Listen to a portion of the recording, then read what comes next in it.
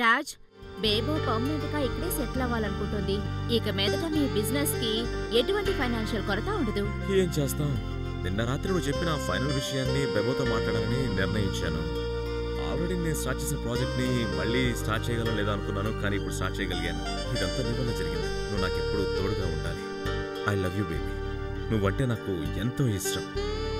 ఇకపై నేను ఎంతో బిజీగా ఉండబోతున్నాను. నీ గురించి నేను ఎక్కువగా ఆలోచిస్తూ ఉండాలి. అలాగే నువ్వు కూడా నా గురించి ఆలోచిస్తూ ఉంటే once again I love you baby. Okay, ఈ రోజు నుంచి తను అన్ని ఇక్కడే షేర్ చేసుకుంటుంది. ఈ రోజు నేను మీకు పార్టీ ఇస్తాను. అలాగా, థ్యాంక్ యూ బేబూ. Okay, cheers.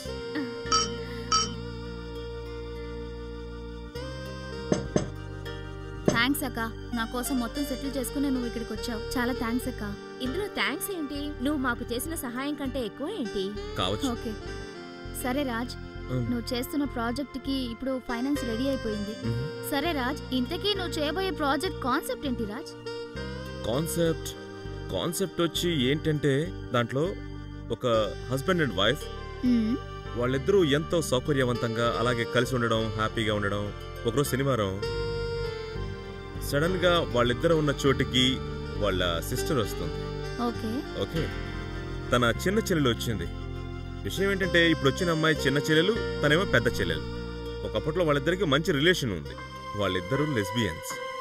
And then Saturday వస్తుంది కదా, అప్పుడు తన చిన్న చెల్లెలు వస్తుంది. తను ఆ సిస్టర్ని ఫోర్స్ చేసింది. అండ్ ఫీల్ ఎందుకు కొట్టడం, ఏ కారణం చేత కొట్టడం, ఆ విషయంలో తను ఆలోచిస్తూనే చిన్న చెల్లెల్ని కొట్టేసింది. ఆ తర్వాత ఏమైంది మొత్తం అంతా క్లైమాక్స్ లో చూస్తే బాగుంటుంది. Okay, very nice. సీరియస్లీ చాలా బాగుంది. టైటిల్ గురించి మీరేమనుకుంటున్నారు? టైటిల్ గురించి నేను ఏమనుకున్నానంటే ఎక్స్చేంజ్. ఎక్స్చేంజా? రాజ్, ఎక్స్చేంజ్ అంటే ఏంటి? ఏంటంటే, నేను పనిలో ఉన్నాను.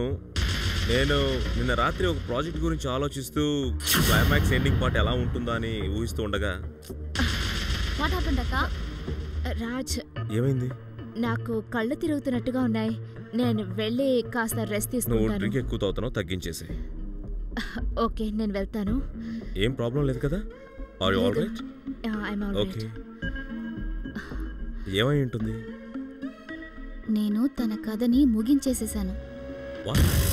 నేను తన తాగిన డ్రింక్లో విషం కలిపేశాను రాజ్.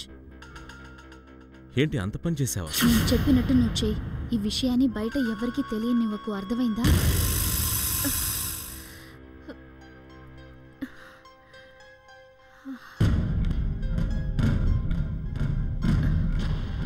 నేను చెప్పాను కదా, మన ఇద్దరి మధ్యలో ఎవ్వరూ రానేకూడదు.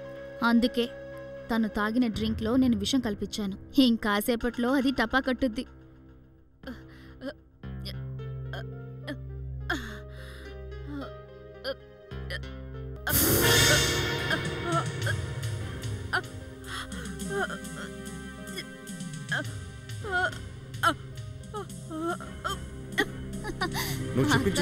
అయిపోయింది, ఫినిష్.